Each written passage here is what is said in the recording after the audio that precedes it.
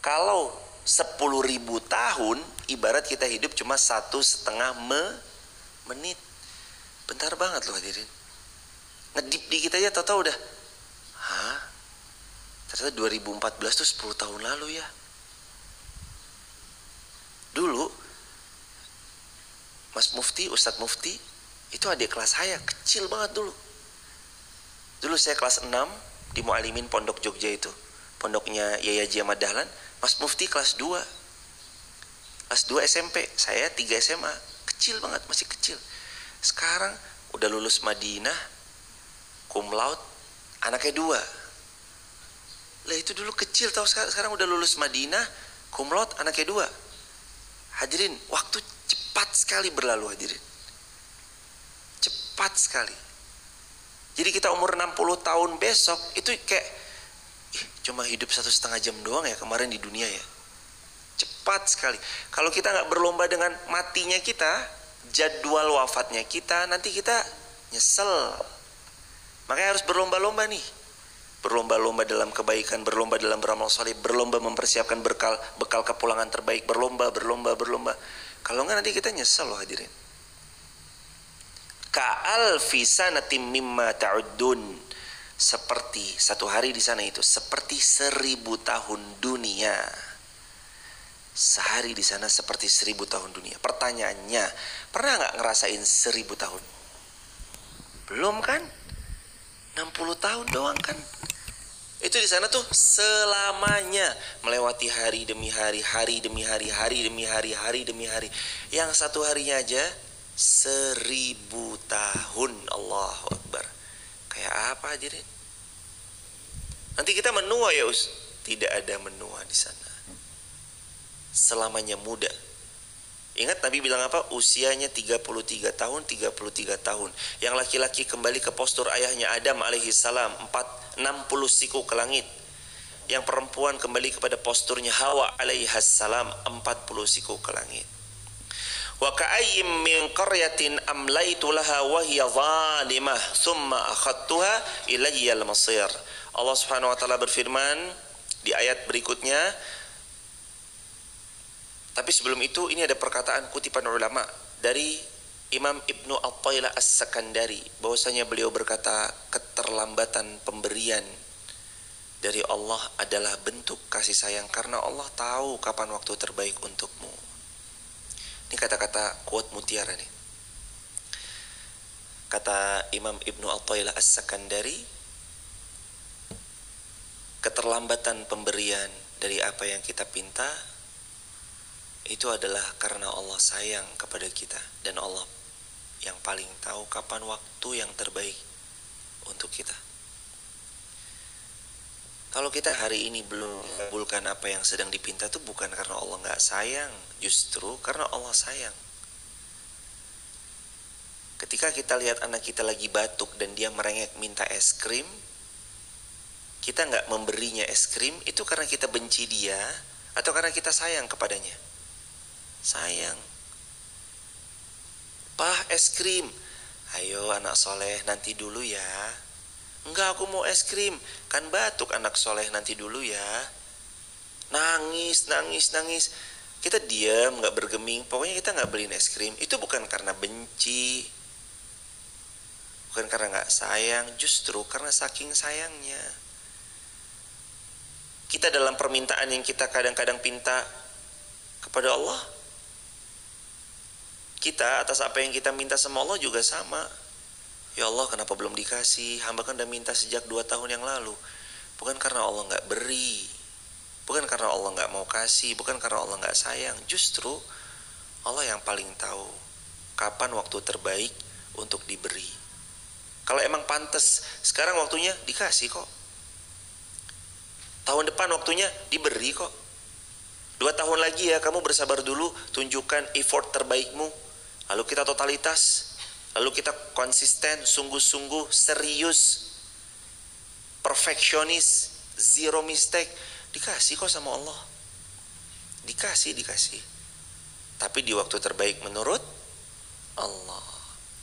Jadi keterlambatan pemberian dari apa yang dipinta adalah bentuk kasih sayang Allah kepada seorang hamba, karena Allah yang paling tahu waktu terbaik untuknya. Ayat 48. Azab ditunda sebagai peringatan. Berapa banyak negeri yang aku tangguhkan padahal penduduknya zalim, kemudian aku azab mereka dan kepadakulah akan kembali segala sesuatu. Poinnya, poin pertama, penundaan azab adalah kesempatan taubat. Poin pertama dari ayat yang 48, penundaan azab adalah kesempatan taubat. Ya ayyuhalladzina amanu tubu ilallah, tubu ilallahi taubatan nasuha. Wahai hamba-hamba Allah yang beriman, ayo bertaubat, ayo kembalilah kepada Allah dengan cara taubatan nasuha. Syarat taubat nasuha 3, pendapatnya Imam An-Nawawi rahimahullah. Syarat pertama, harus ninggalin detik itu juga, nggak nanti-nanti, nggak entar-entar, nggak besok-besok, detik itu juga dia tinggalin. Itu syarat taubat nasuha. 2, berjanji tidak akan mengulangi dan sangat menyesali.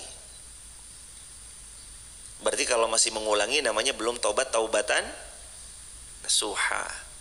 Yang ketiga, mengisi hari-hari setelah taubat dengan banyak beramal salih.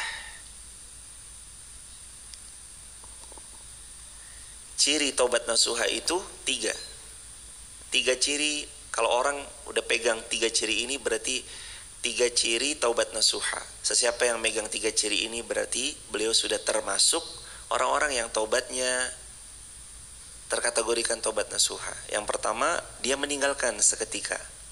Yang kedua, dia berjanji untuk tidak ulangi seraya menyesali. Dan yang ketiga, dia mengisi hari-hari pasca taubatnya dengan banyak-banyak amal salih. Kalau 3 ciri ini ada pada diri seseorang yang dia bertobat kepada Allah, kembali kepada Allah, maka ketahuilah taubatnya taubatan nasuha. Gimana kalau terjerumus lagi, kalau mengulangi lagi? Gimana kalau kita dulunya udah ikrar taubat, kita udah pengen banget kembali ke Allah, tapi kita terjerumus lagi, terjatuh lagi ke lubang yang sama? Ibaratnya kita udah janji taubat, terus kita ngulangin lagi. Jawabannya taubat lagi. Ya kalau terulang lagi gimana? Taubat lagi. Tapi sudah taubat lagi dan lagi, terjatuh lagi untuk yang ketiga kali. Harus gimana? Taubat lagi. Mukmin, muslim, orang-orang yang yakin bahwa Allah Maha Baik dan Allah terus beri kesempatan padanya dengan kesempatan-kesempatan untuk kembali kepada Allah. Mukmin, muslim adalah orang yang gemar bertaubat.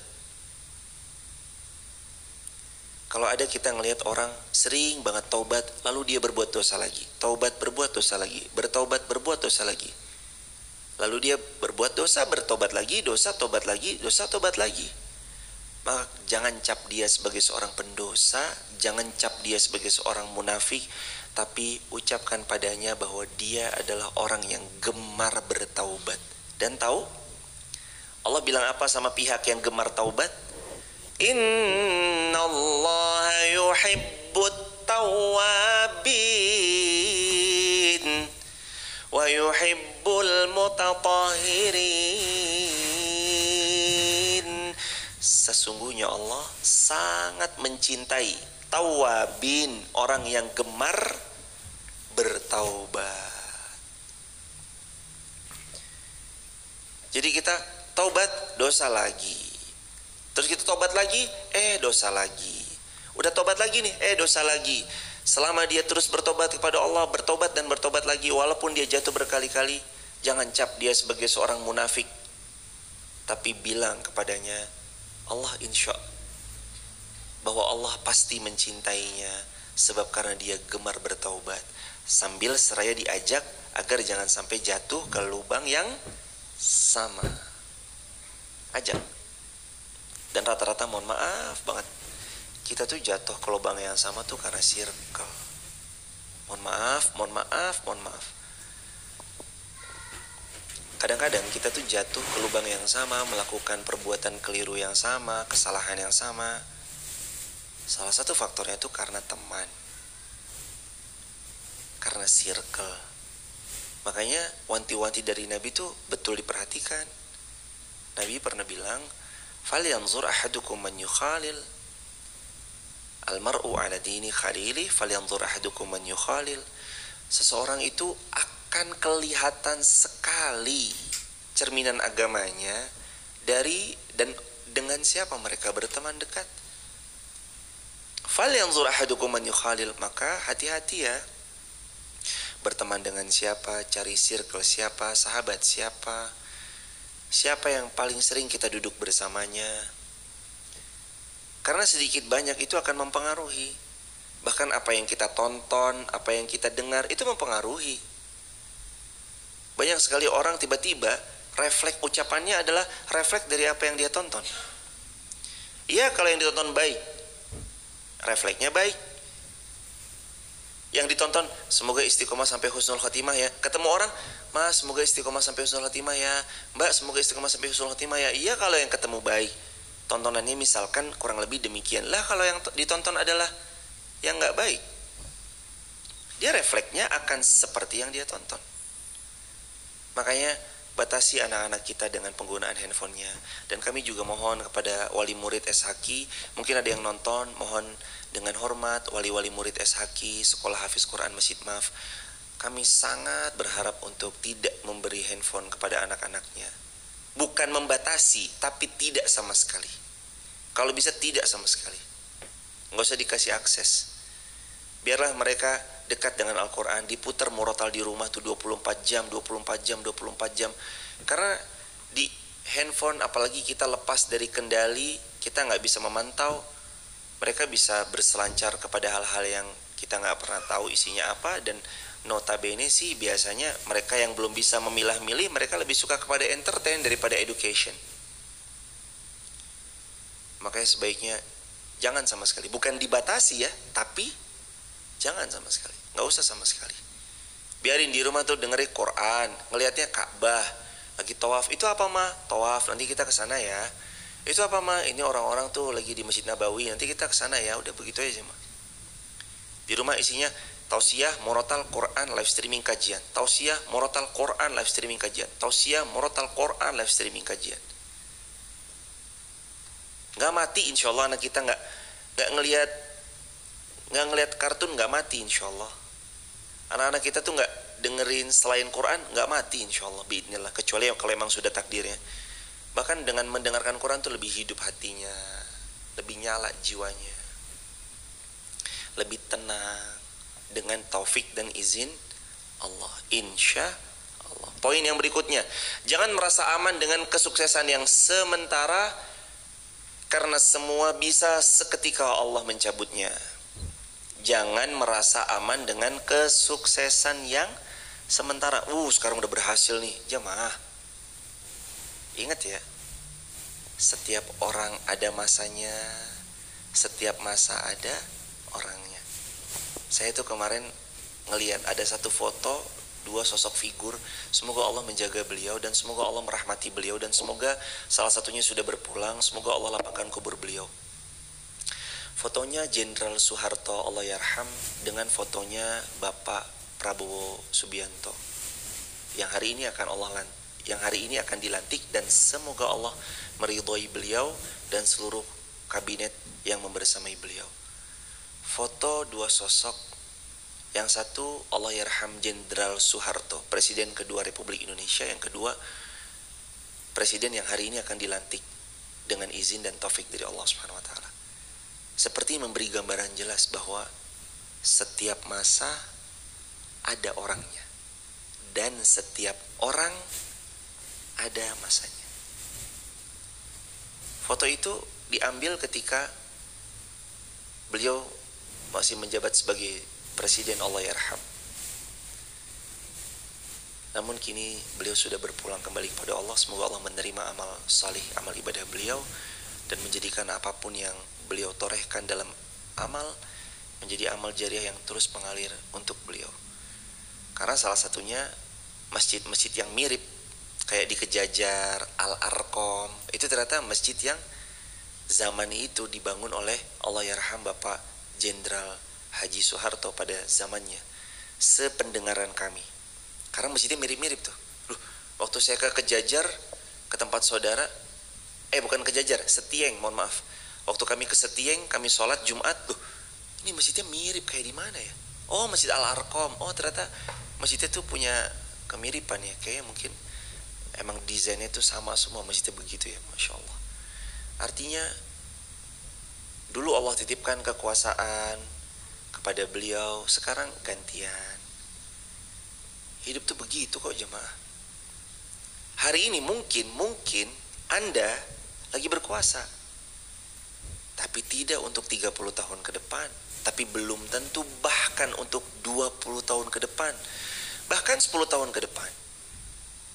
Hari ini orang semua karpet merah. Kita kemana-mana, siap. Kita kemana-mana,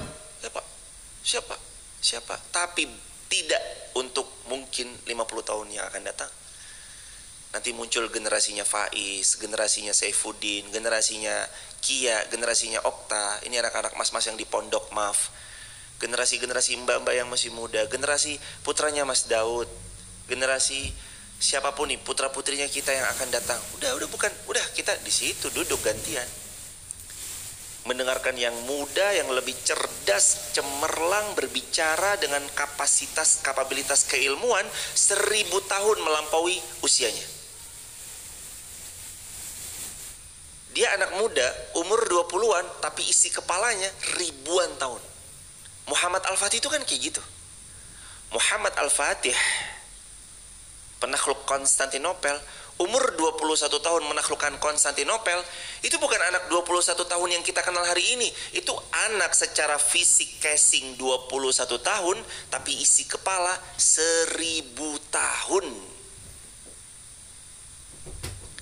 Karena dia dapat ilmu dari kakeknya, kakek buyutnya, kakek canggahnya, dan seterusnya terus sampai sambung ke Rasulullah Muhammad SAW. Itu ribuan tahun. Sebelum pada akhirnya 1453 Konstantinopolis atau Konstantinopel dipaksa tunduk oleh sosok pemuda 21 tahun secara casing dan fisik, tapi tidak akalnya, tidak isi kepalanya. Jadi kita boleh ketemu sama orang, berapa mas usianya? 17 Tapi jangan salah nih, boleh jadi akan datang generasi-generasi besok yang akan datang 20, 17, 19, secara angka mungkin masih bilangan belia, masih muda banget ya, tapi isi kepalanya tidak. Dia menyerap ilmu ribuan tahun. Dia belajar dari kesalahan senior-seniornya. Mas, saya pernah lewat sini, tapi jangan, karena lewat sini terlalu lama, kurang efisien. Ambil jalur ini, sudah terbukti efisien. Dia dapat shortcut. Itulah untungnya kita punya mentor, untungnya punya dosen, untungnya punya guru, untungnya punya murabbi, untungnya punya ustadz yang mau berkenan membimbing, untungnya punya kakak, untungnya senior mau mendampingi juniornya. Makanya Nabi bilang, saya suka sama quote ini. Kata Nabi, al-barakatu ma'a kabirikum. Keberkahan itu ada bersama senior-senior kita. Makanya saya senang banget, terima kasih Mas Edi, Pak Adnan, Mas Tarman, Mas Teguh, Mas, Bapak, Mas Daud. Terima kasih sudah berkenan membersamai, mendampingi, menemani. Juga kadang gak bosan diskusi, memberi bimbingan, arahan. Al-barakatu ma'a kabirikum. Keberkahan itu ada bersama senior-senior kita. Itu Nabi yang bilang. Kalau kita mau berkah, ambil dari senior. Dari senior kita dapat shortcut, jalan pintas. Maaf Ustadz, saya itu dulu begini. Itu makan waktu 25 tahun. Kalau mau jalan pintas, ambil jalur yang ini, insya Allah lebih pendek. Mungkin gak sampai 25 tahun, bahkan bisa memotong 15 tahun. Cukup 10 tahun. Oh baik Pak, oh baik Mas. Memotong 10 tahun itu kan luar biasa, hadirin. Daripada kita harus melalui 25 tahun, mending motong, ya kan? Mending motong 15 tahun jadi 10 tahun. Kan hemat 15 tahun. 15 tahun itu wow. Hemat. Nanti ketemu lagi, itu 10 tahun tuh kelamaan. Ini nih, caranya nih bisa lebih singkat lagi nih. Bukankah Toyota yang 100 tahun dikalahkan sama Tesla yang 10 tahun? Bukankah Tesla yang 10 tahun hampir-hampir disamai capaiannya sama BYD yang baru 2-3 tahun? Itu jemaah, ini dunia cepat berubah. Maka sedikit pun gak ada keraguan kalau nanti dengan kemajuan AI, ChatGPT, Google udah mungkin akan tersisihkan karena ada ChatGPT, karena kemajuan teknologi yang semakin mutakhir. Nggak tertutup kemungkinan besok tumbuh anak-anak kita dengan gaya belajar yang super sangat cepat. Dia mampu melampaui kita yang hari ini belajar secara manual-manual kayak gini. Nggak tertutup kemungkinan. Mereka akan jauh lebih sukses, jauh lebih mumpuni. Coba Jamal lihat deh, tahun 2000-an ada nggak anak-anak muda, usianya masih muda, terbilang udah sukses, bener dari nol, rata-rata belum. Dulu kesuksesan tertakar, usia 40-50, betul? Tahun 90-an, usia-usia itu yang bisa disebut dengan, oh ya sukses.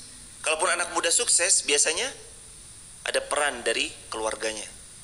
Tapi hari ini jemaah, tidak. Dunia merubah cara mainnya. Anak muda yang memanfaatkan teknologi, dia mudah dapat akses. Dia mungkin tinggal di daerah hutan, entah di mana gitu, pelosok hutan, tapi dengan akses sosmed, Allah menitipkan jangkauan yang luas.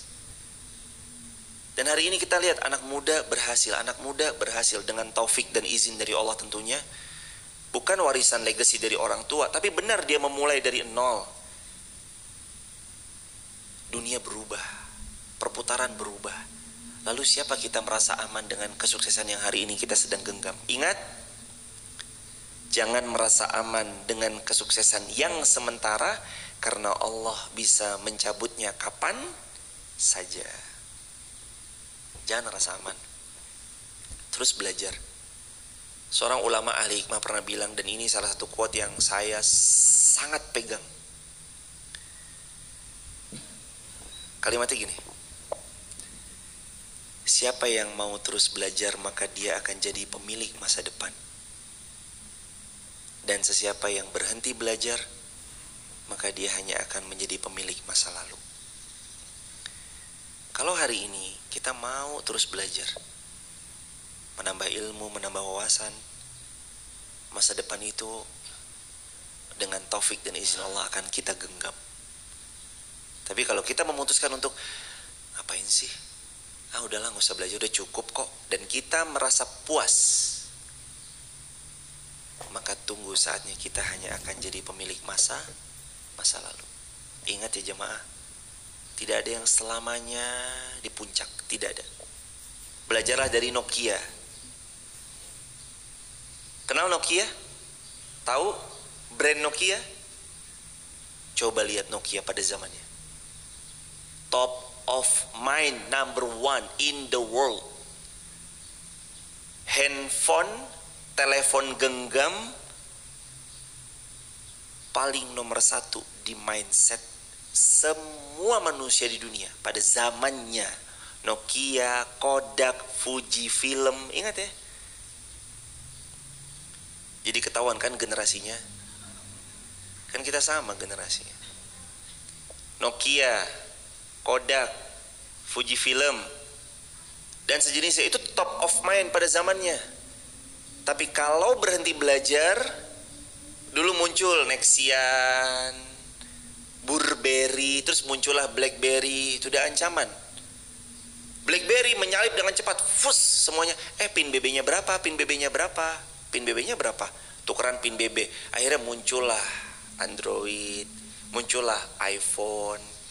Disitulah perubahan, semuanya tinggal scroll. Seperti yang hari ini kita genggam, itu kan hampir semua handphone kita hari ini touchscreen semua. Udah gak ada lagi tombolnya ya kan? Udah nggak ada tombol ya kan? Hampir touchscreen semua. Tiba-tiba muncul papan ketiknya, ini dan itu.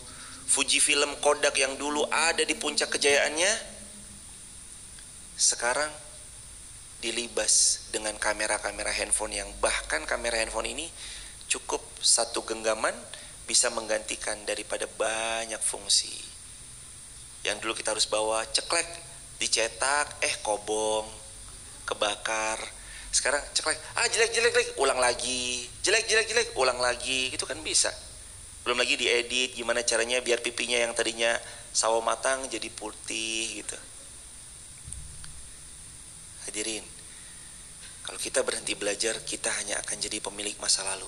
Dan kita hanya akan menjadi pemilik masa lalu. Makanya jangan berhenti belajar. Belajar.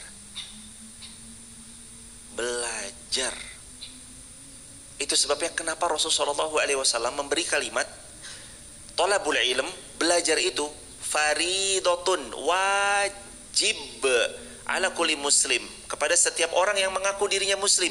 Karena muslim itu harus jadi pemilik masa depan. Syaratnya belajar. Kita ini harus jadi pemilik masa depan. Caranya ambil pesan Nabi secara tersirat. Belajar. Dalami makna apa yang Nabi sampaikan secara tersirat, yang bukan tersurat semata. Tersurat jelas, wajib, udah. Alhamdulillah. Yadikumul salibalakum. Tapi seolah secara tersirat tuh yang mau dititik tekankan, kamu tuh harus belajar supaya kamu jadi penggenggam masa depan. Muslim gak boleh terbelakang. Muslim harus terus belajar, memperbaiki dirinya. Setiap hari belajar, ada ilmu baru yang masuk. Jangan sampai kamu tertinggal. Kenapa kita tertinggal? Jawabannya biasanya karena kita nggak mendekat kepada ilmu. Rata-rata, coba lihat zaman-zaman Baghdad,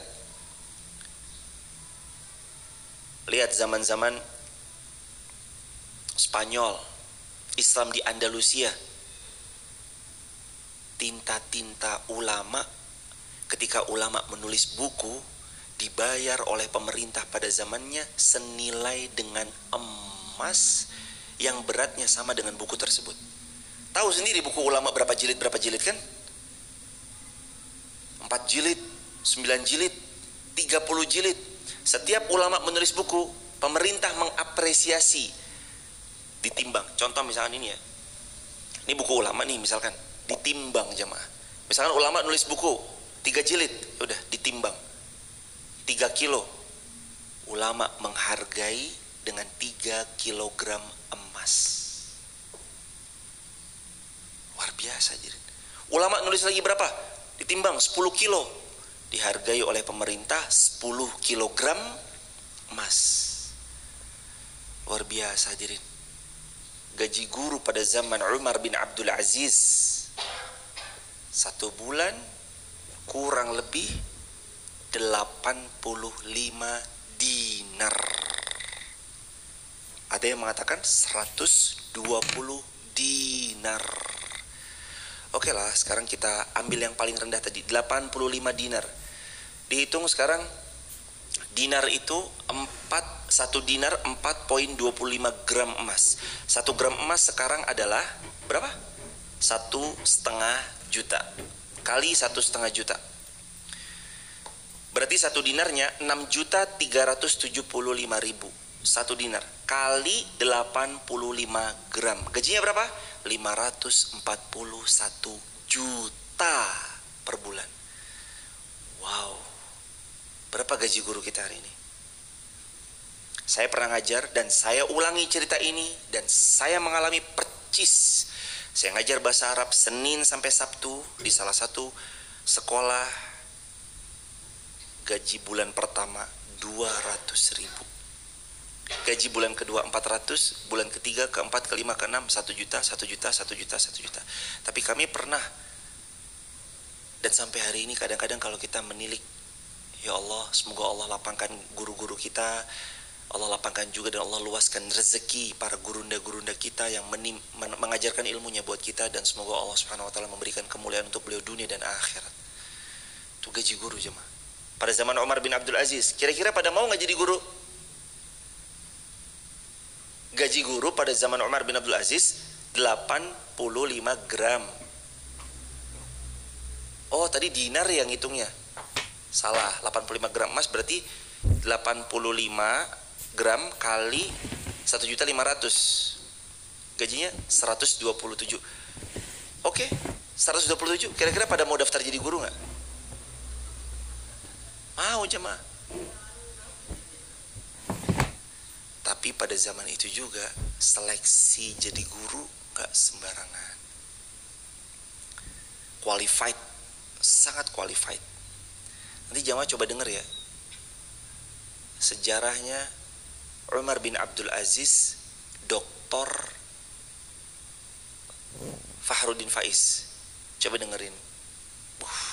Luar biasa jemaah. Waktu zaman Umar bin Abdul, Dr. Fahrudin Faiz. Wow, Masya Allah, Tabarakallah. Beliau jadi ada kajian gitu. Semoga Allah memberi taufik pada beliau. Lihat, luar biasa. Juga Dr. Ustadz Al-Fadil Khalid Basalamah. Coba didengar gitu. Umar bin Abdul Aziz, Ustadz Dr. Khalid Basalamah. Didengar gitu. Luar biasa banget jemaah. Zaman itu ternyata kita pernah ada di titik itu loh. Hari ini insya Allah akan kembali terulang. Asalkan satu syaratnya. Kita mau kembali ke ilmu, belajar. Kembali ke ilmu, belajar. Kembali ke ilmu, belajar. Kembali ke ilmu, belajar. Kembali ke ilmu, belajar. Kembali ke ilmu, belajar. Itu jemaah. Hadirin, mohon maaf kami tidak bisa sampai jam 6 karena kami harus fly ke Jakarta jam 9 pagi. Dan insya Allah buat teman-teman yang di Bekasi, nanti kita ketemu di Masjid Grand Wisata, Masjid Izzatul Islam, Grand Wisata Bekasi, jam 2 on time. Dan teman-teman yang ada di rumah juga nanti perlahan-lahan kita bisa ngaji tipis-tipis bersama gurunda-gurunda kita yang lain, ada kiai-kiai yang lain, ada ustadz-ustadz yang lain. Nanti pelan-pelan silakan teman-teman buka di TV One jam 2 on time dengan izin dan taufik dari Allah. Semoga Allah mudahkan. Kita akan silaturahmi ke sana. Barakallahu fikum. Kita akhiri dengan kafaratul majlis. Subhanakallahumma bihamdika asyhadu an la ilaha illa anta nastaghfiruka wa natubu ilaik. Terakhir sebelum nanti ditutup, ada hadis Rasulullah sallallahu alaihi wasallam. Barang siapa yang bertobat sebelum matahari terbit dari barat, Allah terima tobat mereka. Matahari masih terbit dari timur, artinya Allah masih membuka kesempatan tobat. Maka bertobatlah, kembalilah kepada Allah. Dan kutipan para ulama diantaranya adalah Hasan Al-Basri. Ini salah satu tokoh ulama tabi'in. Ada sahabat tabi'in, tabi'ut tabi'in. Tabi'in. Ulamanya namanya Hasan Basri. Beliau mengatakan, dunia hanya jembatan bagi orang-orang yang sadar, dan dunia ujian bagi yang lalai. Kalau kita sadar, kita tahu dunia jembatan. Tapi dunia akan jadi ujian bagi mereka yang lalai. Jangan lalai. Ingat, strike to the point. Ingat poin goals kita adalah surganya Allah. Ini dunia sedang transit. Di tempat transit nanti mungkin kita nggak bisa tidur lebih nyenyak. Mungkin kita tidurnya nggak berbaring tapi duduk seperti tidur di bis gitu. Sebentar aja karena kita lagi transit di sini. Transit. Namanya transit, nyaman nggak? Gak nyaman, gak apa-apa, nikmatin aja ketidaknyamanan itu. Nanti kita mau pulang dengan kebahagiaan. Hadirin teman-teman TikTok, YouTube, Instagram, terbuka peluang untuk kita membersamai alat dakwah, baik itu kamera ataupun itu alat-alat lainnya. Teman-teman sangat bisa meluaskan dakwah ini dengan satu alat, wakaf satu alat, sejuta manfaat. Alhamdulillah, secara data dengan taufik dan izin Allah, Instagram diakses dalam 1 bulan oleh 42,9 juta secara total selama sebulan. TikTok dalam 1 bulan diakses oleh 87 juta orang akun dengan taufik dan izin Allah total selama sebulan. Kalau teman-teman ada yang mau meluaskan daripada kebaikan-kebaikan dan konten-konten, difasilitasi agar ilmu ini tersebar luas dan ilmu ini menjadi ilmu yang kelak manfaat sampai hari kiamat, teman-teman bisa langsung membersamai dengan Bank Muamalat di 50900 12099 benar, atas nama Kajian HAS. 5090012099 kajian HAS. Itu khusus wakaf alat media dakwah. Barakallahu fikum, semoga Allah ganti semuanya dengan surga firdaus tanpa hisab. Dan teman-teman jangan lupa tetap semangat. Kami izin sampai tanggal 23 jemaah, karena acara 22-nya kami ada di Mabes Polri lagi, di 23-nya kami ada di Polda Banten, terus 23-nya kami baru kembali. Jadi mohon izin nanti insya Allah biinilah kami baru kembali membersamai tanggal 24-nya. Nanti bersama gurunda kita Ustadz Jihad dari Madinah, alumnus Universitas Islam Madinah. Ada gurunda kita Ustadz Mufti Maula Alfani dari Madinah. Ada Ustadz Faisal Wahida dari Lipia, Jakarta. Ada gurunda-gurunda kita hebat yang lain yang mumpuni akan membersamai kita di kajian Subuh Syuruk. Subhanakallahumma bihamdika asyhadu an la ilaha illa anta astaghfiruka wa atubu ilaik. Ya Allah, terimalah semua hajat-hajat kami. Angkat semua penyakit kami. Sehatkan kami ya Rabb. Berikan yang terbaik buat kami di dunia dan di akhirat. Berikan kami keluarga sakinah mawaddah warahmah, ruku, sujud, tenang dan penuh tumaknina. Kemuliaan untuk kami bisa berbakti pada orang tua kami, memuliakan orang tua kami, memberikan yang terbaik untuk bapak dan ibu kami, memberikan ya Allah yang terbaik untuk orang-orang di sekitar kami.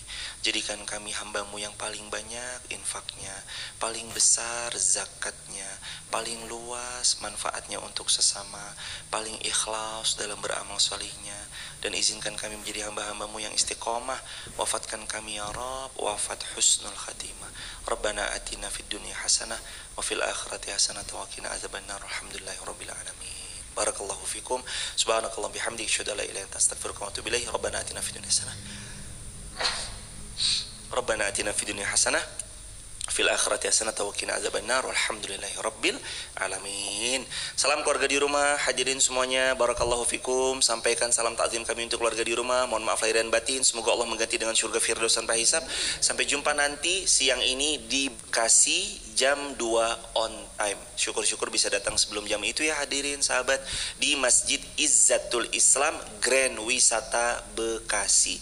Ketik di Google Map Masjid Izzatul Islam Grand Wisata Bekasi, nanti kita jam 2 di sana. Barakallahu fikum. Assalamualaikum warahmatullahi wabarakatuh.